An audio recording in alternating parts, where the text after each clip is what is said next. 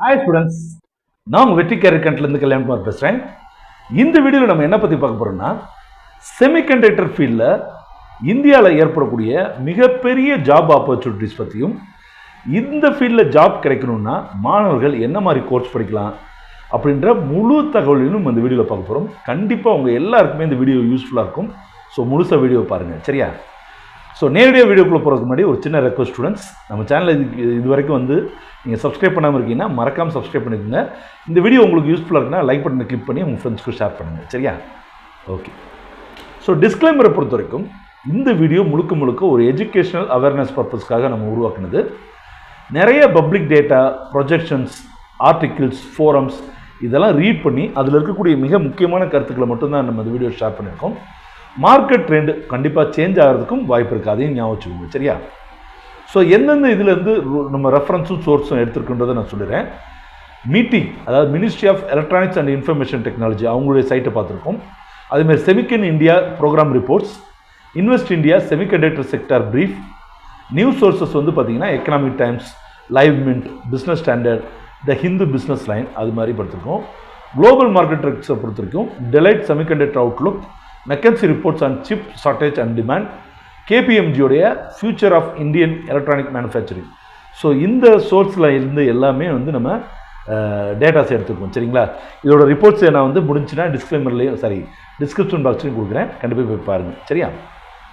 First of all, India semiconductor ரேஸில் நுழையிறதுக்கு ready ஆயிடுச்சு. இப்போ உதாரணத்துக்கு பார்த்தீங்கன்னா மஹேந்திராவுடைய தார் மாதிரியான கார்கள், XUV 700 கார்கள்லாம் பார்த்தீங்கன்னா வெயிட்டிங் பீரியட் ரொம்ப ஜாஸ்தி, 6 months to 1 year கூட சொல்கிறாங்க. ஏன் இப்படி இந்த வெயிட்டிங் பீரியட் இருக்குன்னா, அவங்களுக்கு தேவைப்படக்கூடிய சிப்ஸ் எல்லாம் பார்த்தீங்கன்னா சப்ளை நல்லா இல்லை. அதாவது எப்படி இல்லைன்னா டிமாண்டுக்கு ஏற்ற சப்ளை இல்லை. அவங்க கொடுக்குற சிப்ஸ் வச்சு தான் கார் தயாரிக்கணுன்ற ஒரு கட்டாயம் இருக்கிறனால தான் நிறைய கார்ஸ் பார்த்தீங்கன்னா இந்தியாவில் வெயிட்டிங் பீரியட் ஜாஸ்தியாக இருக்குது, சரிங்களா? இது ஒரு சின்ன எக்ஸாம்பிள் மட்டும் சொல்கிறேன். அதனால் இந்தியா என்ன முடிவு பண்ணியிருக்காங்கன்னா, நம்மளும் செமிகண்டக்டருக்குள்ளே இப்போ நம்ம 99% சிப்ஸை பார்த்திங்கன்னா தைவான், அதே மாதிரி ஃபின்லாண்ட், சைனா, இந்த மாதிரி கண்ட்ரிஸில் தான் நம்ம டவுன்லோட், அதாவது இம்போர்ட் பண்ணுறோம், சரியா? டவுன்லோடுன்ற வார்த்தையே பழகி போச்சு, சரியா? இம்போர்ட் பண்ணுறோம், ரைட்? ஸோ இதனால் நமக்கு அந்நிய செலவனையும் அதிகமாகுது. அட் த சேம் டைம் அவங்க நினைக்கிற நேரம் தான் நமக்கு சப்ளை கிடைக்கிறதுனால நம்ம ஏகப்பட்ட ப்ராப்ளத்தை ஃபேஸ் பண்ணுறோம், சரிங்களா ஸ்டூடெண்ட்ஸ்? ஸோ இந்த பிரச்சனையை சரி பண்ணுறதுக்காக இந்தியன் கவர்மெண்ட் என்ன பண்ணியிருக்காங்கன்னா, இந்தியா செமிகண்டக்டர் ரேஸ்க்குள்ளே கண்டிப்பாக போயாகணும் அப்படின்ற ஒரு கட்டாயத்தில் இறங்கியிருக்காங்க, சரியா? Government, private sectors, global giants இவங்க எல்லாமே இன்வெஸ்ட் பண்ணுறாங்க. இந்தியாவுடைய செமிகண்டக்டர் மார்க்கெட் 2030க்குள்ளே கிட்டத்தட்ட 100 பில்லியன்ஸ், அதாவது 8,35,000 கோடி ரூபா வரைக்கும் இந்த செமிகண்டக்டர் மார்க்கெட் உயரம் அப்படின்னு சொல்லி எதிர்பார்க்கப்படுகிறது, சரிங்களா? செமிகண்டக்டர் இண்டஸ்ட்ரி ஏன் பூம் ஆகுது அப்படின்ற விஷயத்தை பார்த்துக்கலாம். So smart TV, EVs, IoT, AI இந்த மாதிரியான துறைகளில் ஏற்பட்டிருக்கக்கூடிய வளர்ச்சி எலக்ட்ரானிக்ஸில் ஏற்படக்கூடிய ஒரு மிகப்பெரிய டிமாண்டை கிரியேட் பண்ணுது. அதுக்கப்புறம் பார்த்தீங்கன்னா குளோபல் சிப் ஷார்டேஜ் எக்ஸ்போஸ்டு, அதாவது சப்ளை வல்னரபிலிட்டி நிறையா இருக்குது. அதாவது சப்ளையில் ஏகப்பட்ட பிரச்சனைகள் இருக்குது. ஏன் அப்படின்னு கேட்டிங்கன்னா, இந்த சிப்போடைய உருவாக்கம்ன்றது டிமாண்டுக்கு ஏற்றப்பில் இல்லை, சரிங்களா? அதுக்கப்புறம் இந்தியாவுடைய அட்மன், இது நான் கரெக்டாக சொல்கிறேன்னான்னு தெரில, அட்மனிபார் அப்படின்ற பாரத் புஷ், இது ஒரு இந்தியாவோட ப்ராஜெக்டோட பேர், சரிங்களா ஸ்டூடெண்ட்ஸ்? கரெக்டாக தான் சொல்கிறேன்னு தெரில. இது ஒரு செல்ஃப் ரிலையன்ட் டெக்னாலஜி எக்கோசிஸ்டத்தை இந்தியா வடிவமைச்சிருக்காங்க.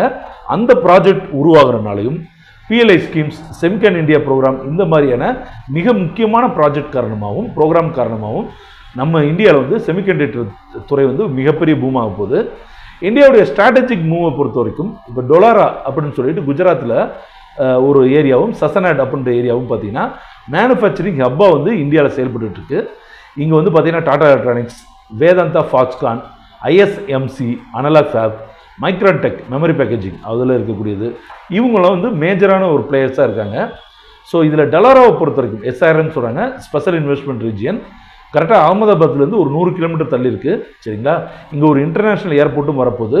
இங்கே என்னென்ன ப்ராஜெக்ட் போயிட்டுருக்குன்னா, மைக்ரான்ஸோடைய ATMP ப்ராஜெக்ட் கிட்டத்தட்ட $2.7 லட்சம் பில்லியன் இன்வெஸ்ட்மெண்ட். அதே மாதிரி potential fab units Tata, Foxconn, Tower semiconductor இந்த மாதிரியான கம்பெனிஸ் வர்றாங்க. லேண்ட் வந்து பார்த்தீங்கன்னா 920 ஸ்கொயர் கிலோமீட்டர் வந்து இதுக்காக வந்து கவர்மெண்ட் வந்து அலோகேட் பண்ணியிருக்கு. அதே மாதிரி டொலட்டா செமிகண்டக்டர் மேனுஃபேக்சரிங் ஹப் வந்து பார்த்தீங்கன்னா இந்தியாவுடைய செமிகான் இந்தியா ப்ரோக்ராம் கீழே வருது. சரிங்களா? ஸோ அதே மாதிரி சசனாட் பார்த்தீங்கன்னா ஏற்கனவே ஒரு நல்ல எஸ்டாப்ளிஷ்டான ஒரு ஈகோ சிஸ்டம். இங்கே ஆல்ரெடி வந்து பார்த்தீங்கன்னா ஃபோர்டு, டாடா மோட்டார்ஸ், சுசுகி இவங்களுடைய ப்ராஜெக்ட்ஸ்லாம் போயிட்டுருக்கு.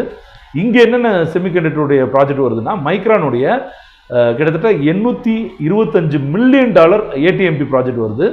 அதுமாதிரி பேக்கேஜிங் அண்ட் டெஸ்டிங் கிட்டத்தட்ட 2023 இதுக்கு சாங்ஷன் பண்ணிட்டாங்க. அதுமாதிரி சப்ளையர் கிளஸ்டர், அதாவது Lam research, applied materials may setup nearby. So இந்த மாதிரியான கம்பெனிஸ்லாம் வந்து பார்த்தீங்கன்னா அப்ளைட் மெட்டீரியல் ரிசர்ச் வந்து இங்கே வந்து கொண்டு வர்றாங்க. சரிங்களா ஸ்டூடெண்ட்ஸ்?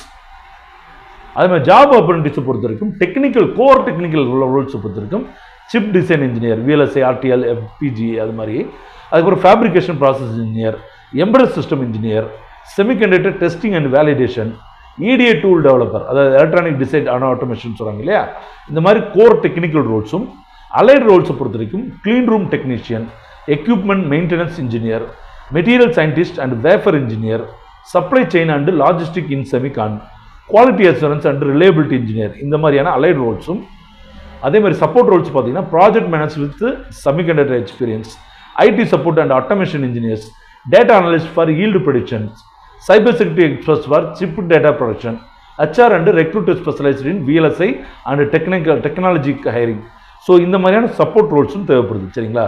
ஸ்கில்ஸ் அண்ட் குவாலிஃபிகேஷனை பொறுத்த வரைக்கும் BE BTech பொறுத்த வரைக்கும் electronics and communication engineering, electrical and electronics engineering, instrumentation engineering, computer science இன்ஜினியரிங்கில் பார்த்தீங்கன்னா டிசைன் அண்ட் சாஃப்ட்வேர் டூல்ஸ் இவங்கெல்லாம் தேவைப்படுறாங்க. ME MTech பொறுத்த வரைக்கும் VLSI design, micro electronics, embedded system, nano technology இந்த மாதிரியான படிப்புகள் முடிச்சவங்க அதிகமாக தேவைப்படுறாங்க. சரியா?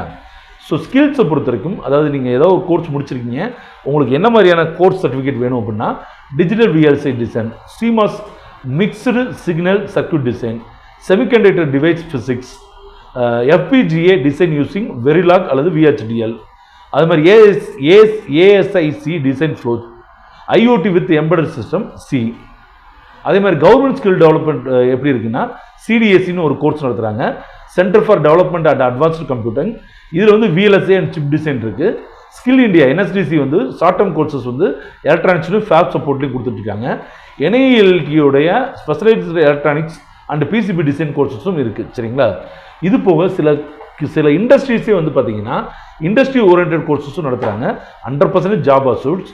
சிப் வெச்சுன்ற company VLSI job ready program நடத்துகிறாங்க. நெவன் சிலிக்கான்றவங்க டிசைன் அண்ட் வெரிஃபிகேஷன் கோர்ஸ் நடத்துகிறாங்க. VLSI டிசைன் சிஸ்டம் டிசைன், இது வந்து VSDன்னு சொல்லுவாங்க இல்லையா, அந்த கம்பெனி பார்த்தீங்கன்னா affordable online learning with industry projects நடத்துகிறாங்க. Creo.do அவங்க வந்து பார்த்தீங்கன்னா எம்பெடட் சிஸ்டமில் இண்டஸ்ட்ரி ப்ராஜெக்ட்ஸ் நடத்துகிறாங்க. சரிங்களா? ஸோ இந்த மாதிரியான கோர்சஸ் முடிச்சிங்கன்னா கண்டிப்பாக இந்த ஃபீல்டில் வந்து ஒரு மிகப்பெரிய வளர்ச்சி நம்ம கண்டுபிடிக்க முடியும். சரிங்களா? ஸோ இந்தியாவுடைய ஜாப் பொறுத்த வரைக்கும் கிட்டத்தட்ட 1 மில்லியன், அதாவது 10 லட்சம் வேலை வாய்ப்புகள் 2030க்குள்ளே செமிகண்டக்டர்ஸில் இருக்கும். முக்கியமாக வந்து பார்த்தீங்கன்னா automotive, chips, mobile and IoT, அதுக்கப்புறம் defence and space, 5G or 6G and AI hardware, இந்த மாதிரியான துறைகள் வந்து மிக வேகமாக வளரக்கூடிய துறைகள். இங்கே வந்து இந்த மில்லியன் ஜாப்ஸ் சொன்னேன் இல்லையா, அதில் பெருமளவு ஜாப்ஸ் வந்து இந்த 5 துறைகளில் தான் இருக்குது. அதே மாதிரி சேலரி டென்ஸை பொறுத்த வரைக்கும் ஃப்ரெஷருக்கு 6 to 12 lakhs VLSI டிசைன் ரோல்ஸில், மிட் லெவல் வந்து பார்த்தீங்கன்னா கிட்டத்தட்ட 15 to 30 lakhs வந்து சேலரி வாங்கலாம்.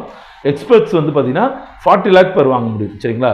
இது போக குளோபல் ஆப்பர்ச்சுனிட்டிஸ், அதாவது தைவான், USA, சவுத் கொரியாலலாம் பார்த்தீங்கன்னா நிறைய ஆன்சைட் பொட்டன்ஷியல் ப்ரோக்ராம்ஸ்லையும் நீங்கள் கலந்து கொள்ள வாய்ப்பு இருக்குது. சரிங்களா?